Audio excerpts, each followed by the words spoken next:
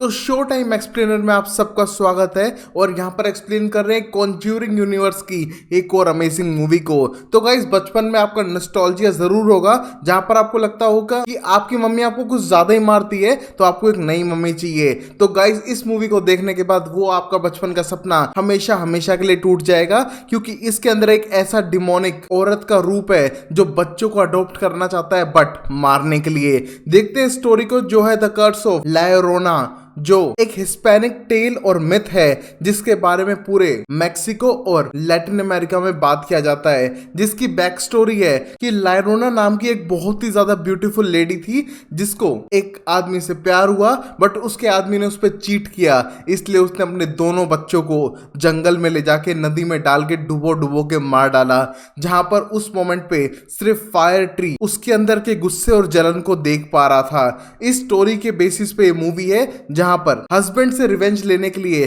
उसने अपने ही बच्चों को मार डाला, बट बाद में उसी चीज का रिग्रेट किया। तो चलिए शुरू करते हैं स्टोरी को, जहां पर वीडियो को जरूर लाइक करना, चैनल को सब्सक्राइब करना और कमेंट करो, जिससे कि मैं आपको शाउट आउट दे सकूं। तो चलिए शुरू करते हैं। स्टोरी स्टार्ट होती है लॉस एंजलिस 1973 में, और ये गाइस नियर बाय वही टाइम है जहां पर एनाबेल डोल खूब मस्ती मचाने लग रही थी। जहां हम देख पाते हैं एक मदर एना को अपने दो बच्चे समैंथा और क्रिस के साथ में, जहां पर उसके हस्बैंड की डेथ हो चुकी है और वो बच्चे को अकेले ही संभाल रही थी। और वो एक सिंगल मदर होते हुए भी जॉब करने लग रही है चाइल्ड प्रोटेक्टिव सर्विस में, जहां पर उसको केस मिला है प्रिटिशा नाम की लेडी का, जिसके बच्चे फिर से स्कूल में नहीं आ रहे हैं और उसको जाके पता करना पड़ेगा कि प्रिटिशा के साथ प्रॉब्लम क्या है। हम देखते हैं उस मोमेंट पे केस किसी और लेडी को दिया जाना था, बट वो केस को अपने पास फिर से लेती है। और उसको केस इसलिए नहीं मिल रहा था क्योंकि वो लेट ऑफिस आ रही है और उसके हस्बैंड की डेथ की वजह से वो बहुत बुरे ट्रॉमा में थी। बट वो इस केस को लेकर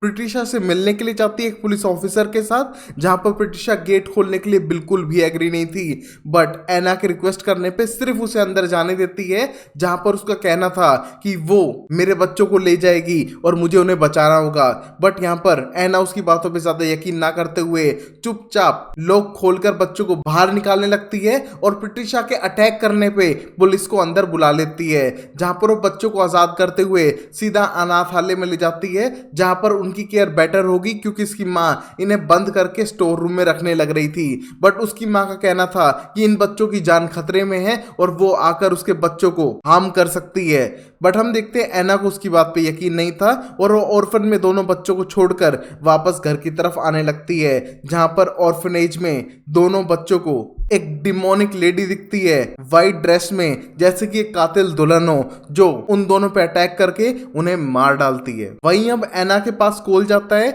जो अपने हस्बैंड को मिस कर रही है, बच्चों की केयर कर रही है, और पता लगा एना को कि किस तरह दोनों बच्चे गायब थे और अब उनकी लाशें मिली है नदी से। और इस मोमेंट पे एना अपने दोनों बच्चों को साथ लेकर जाती है, क्योंकि वो उन्हें अकेला नहीं छोड़ सकती थी रात को, और इमोशनल होने लगती है उन दोनों बच्चों को देखकर, क्योंकि वो उन बच्चों के लिए ऐसा बिल्कुल भी नहीं चाहती थी। जहां पर प्रिटिशा पहुंचती है, अपने बच्चों की लाश देख के चिल्लाने लगती है एना पे, और वहां पर वो उससे बहुत ज्यादा गुस्सा थी, क्योंकि उसके हिसाब से ला llorona ने उसके बच्चों को मार दिया है और ये सब एना की गलती है। अब इस मोमेंट पे पुलिस पकड़ के ले जाती है प्रिटिशा को ही, और उस मोमेंट पे वो देखती है एना के बच्चों को और उससे बहुत ज्यादा गुस्सा आ रहा था एना और उसके बच्चों पे, क्योंकि वही एक रीजन है जिसकी वजह से प्रिटिशा ने अपने बच्चे खो दिए हैं। और वही एना के बच्चों को बोरियत फील हो रही है गाड़ी में बैठे बैठे, इसलिए क्रिस बाहर निकल के जाने लगता है इन्वेस्टिगेशन प्लेस पे। बट तभी उसे एक लेडी की रोने की आवाजें आने लगती हैं, जिसको सुनकर वो पीछे देखता है और वो लेडी उस पर अटैक करती है और उसे मार्क कर देती है, जहां पर उसके हाथ पे बर्न के निशान आ चुके थे, जिसको देखकर वो डर के वापस कार में भागता है। बट कार के दरवाजे अपने आप खुलने की कोशिश कर रहे हैं, और इस मोमेंट पे क्रिस बहुत बुरी तरह से डरा हुआ है और समैंथा को भी अपनी बात नहीं बता पा रहा था। बट तभी उसकी माँ वहां पर आती है और उन दोनों को वापस घर लेके जा रही थी। बट वो नोटिस भी कर पाती है कि यहाँ पर क्रिस के हाथ पे किसी तरह की चोट लग चुकी है। और अब वहीं अगले दिन हम देखते हैं फ्यूनरल पे एना भी पहुंच चुकी थी, जहां पर एक प्रीस्ट सबको क्लेंस करने लग रहा था, और फादर आके एक्सप्लेन करता है एना को कि यहाँ पर क्लेंसिंग इसलिए चल रही है जिससे कि कोई नेगेटिव एनर्जी इनके आसपास ना रहे। और इस मोमेंट पे एना को इन चीजों पे बिलीव नहीं है, क्योंकि वो रिलीजियस नहीं थी। बट तभी फादर बोलता है कि तुम रिलीजियस ना होते हुए भी फेथ रख सकती हो भगवान में, जहां पर वो बताने लगता है कि किस तरह ये बच्चों की मौत थोड़ी सस्पिशन से भरी हुई है, जहां पर एना इस केस को हैंडल करने लग रही थी और वो जानना चाहती है लायरोना के बारे में, जहां पर फादर बोलता है ये तो सिर्फ मिथ और एक टेल थी जहां पर एक लेडी अपने हस्बैंड से चीटिंग का रिवेंज लेने के लिए अपने दोनों बच्चों को मार डालती है। बाद में उसे रिग्रेट होता है और वो अपने ही गिल्ट में उसी नदी में डूबकर मर जाती है, जहां पर अब उसकी आत्मा शैतानी हो चुकी थी और हर बच्चे को ढूंढती है उसको अपना बनाने के लिए और उसे मार डालने के लिए। इन स्टोरीज को सुनकर एना थोड़ी शॉक हो चुकी थी, क्योंकि कहीं ना कहीं ऐसा ही हुआ था जैसा इस स्टोरी में था, जिसको सुन के वो बिलीव तो नहीं करती है, बट फादर से एक क्रॉस लेने के बाद सीधा घर की तरफ चली जाती है। और वहीं वो प्रीस्ट जो सब पे क्लेंजिंग कर रहा था वो जाता है प्रिटिशा के फ्लैट में और वहां पर कुछ सैंपल्स कलेक्ट करने लगता है चुपचाप, जिससे कि पता ना चले किसी को कि वो यहाँ पर आया भी था। और वहीं एना अपनी ड्यूटी पर वापस लौट चुकी थी और बच्चे उसके घर पे अकेले थे, जहां पर अब समैंथा के पीछे पड़ चुकी है वही डिमोनिक स्पिरिट और उसको भी मार्क कर देती है जैसा कि उसने क्रिस को किया था। जहां पर अब एना आने के बाद देख पा रही थी कि उसकी बेटी के हाथ पे मार्क्स है,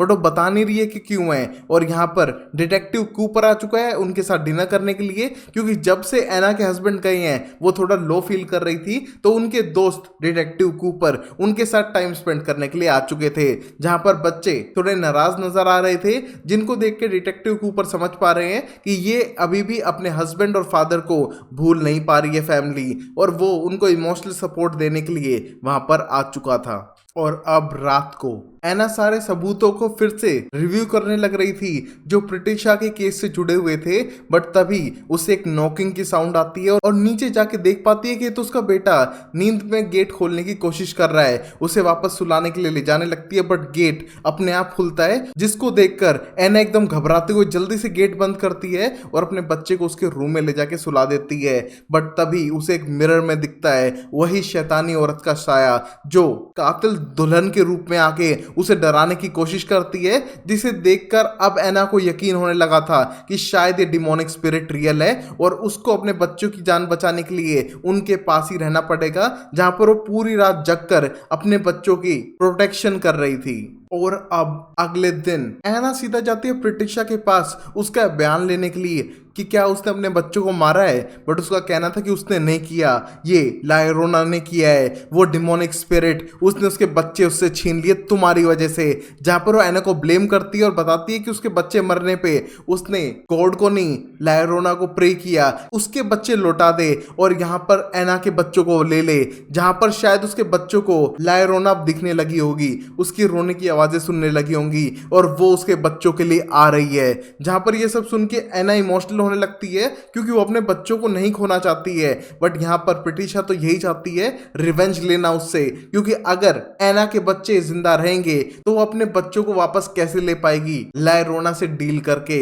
जहां पर ये सब सुन के एना इमोशनल होकर वहां से जाने लगती है, जहां पर लायरोना की आत्मा क्रिस पे हमला करके उसे सीढ़ियों से गिरा देती है। जहां पर एना घर पहुंचकर उसको सीधा हॉस्पिटल ले जाती है, बट डॉक्टर नोटिस कर पाते हैं कि बच्चों के हाथ पे जलने के निशान है, शायद उसकी मॉम ने उनके साथ कुछ मिसबिहेव किया हो, इसलिए वो पुलिस को इन्फॉर्म करते हैं और चाइल्ड सर्विसेज वाले ही सीधा एना के घर पे आते हैं जो उसके खुद के कोलीग्स थे, और वो पूछताछ करने पता लगाते हैं कि एना ने कुछ किया तो नहीं है, बट वो उनको अभी भी डाउट है। और यहाँ पर प्रिटिशा को तो रिलीज करने वाले हैं कि उसके खिलाफ कोई सबूत नहीं है, बट एना को अपने बच्चों का ख्याल रखना पड़ेगा वरना शायद उसके बच्चे उससे छीन लिए जाएंगे। जिसको सुनकर एना बहुत ज्यादा इमोशनल थी और क्रिस से अकेले में बात करने लगती है कि उनको कुछ दिख तो नहीं रहा है या फिर उनके साथ कोई अजीब घटना तो नहीं हो रही है। जहां पर क्रिस बताता है किस तरह उसे एक कातिल दुल्हन नजर आती है जिसने उस पर अटैक किया है, और उसे लगा था उसकी मॉम उस पर यकीन नहीं करेंगी तो इसलिए उसने नहीं बताया।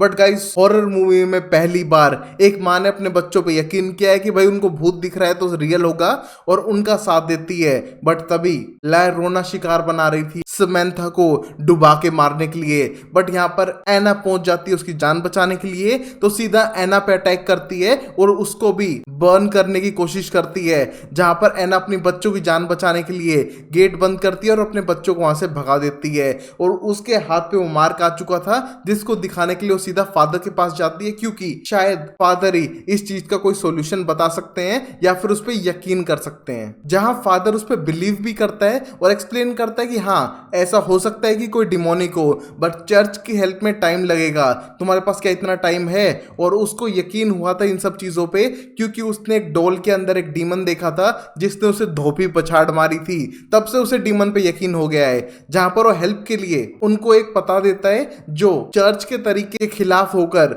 एक रिचुअल करेगा जिससे कि वो तुम्हारी हेल्प कर सकता है, क्योंकि चर्च के तरीके में बहुत लंबा टाइम लगने वाला है। जैसे कि आपका गवर्नमेंट काम धीरे धीरे होगा, तब तक शायद तुम्हारे बच्चे टपक जाएं। इससे बेटर है कि तुम उस बंदे के पास जाओ जो तुम्हें शॉर्ट वे में हेल्प कर सके। जहां पर एना के पास कोई चॉइस नहीं थी तो फिर जाने लगती है रफेल के पास में, जो पहले तो एक प्रीस्ट था बट अपनी रिचुअलिस्टिक प्रैक्टिस की वजह से उसने चर्च को छोड़ दिया था। हम देखते हैं वो हेल्प करने के लिए पहले तो बिल्कुल रेडी नहीं है, बट बच्चों के रिक्वेस्ट करने पे वो मान जाता है और बताता है कि ये लायरोना की डिमोनिक आत्मा है जो तुम्हारी फैमिली से अटैच हो चुकी है और इसको हराना इतना आसान नहीं है। शायद मैं कामयाब भी ना हो पाऊं बट ट्राई जरूर करूंगा, और प्लेस चेंज करने से कुछ नहीं होगा, ये डीमन तुमसे जुड़ चुका है तो जहां भी तुम जाओगे वहीं पर जाएगा, इसीलिए तुमको जल्दी इस डिमोनिक आत्मा से छुटकारा पाना होगा। जहां पर वो अपना सारा रिचुअल का सामान लेकर सीधा उनके साथ उनके घर पे जाने लगता है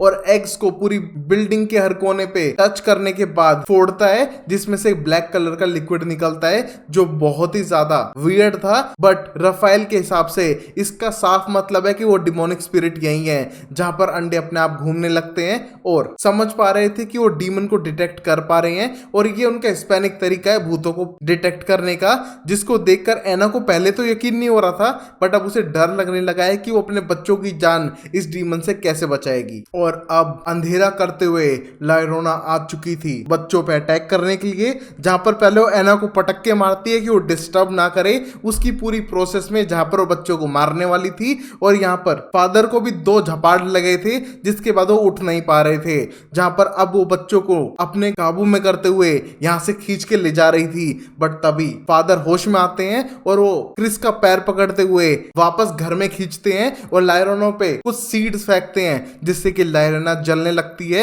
और घर के गेट पर वो एक लाइन बना देते हैं फायर ट्री के सीड से, जिसको लायरोना क्रॉस नहीं कर सकती है। और गाइस ये वही पेड़ था जिसके सामने लायरोना ने अपने दोनों बच्चों को मार डाला था, और इसलिए वो इस पेड़ की हर चीज से डरा करती थी। हम देखते हैं वो घर में एंटर नहीं कर सकती है, दोनों बच्चे सेफ हैं। और इस बात से एना को थोड़ा गुस्सा है कि उसने ये पहले क्यों नहीं किया और उसने उनके बच्चों की जान खतरे में क्यों डाली। बट यहाँ पर रफेल जो एक फादर है उसका कहना था कि ये करना जरूरी था क्योंकि उसे इस घर से बाहर निकालने के लिए थोड़ा रिस्क तो लेना ही पड़ेगा। जहां पर अब समंथा अपनी डॉल को घर में लाने के लिए गेट खोलकर लेने की कोशिश करती है, बट तभी गलती से उससे वही लाइन टूट जाती है, जिसके बाद एक बच्चे की मिस्टेक से उसी बच्चे की जान जा रही थी जो थी समंथा, जिसको लायरोना खींचते हुए पूल में ले जाकर डुबाने लगती है। और यहाँ पर उसकी माँ उसकी जान बचाने के लिए पूल में जाकर लायरोना से लड़ती है और समंथा को खींचने की ट्राई करती है,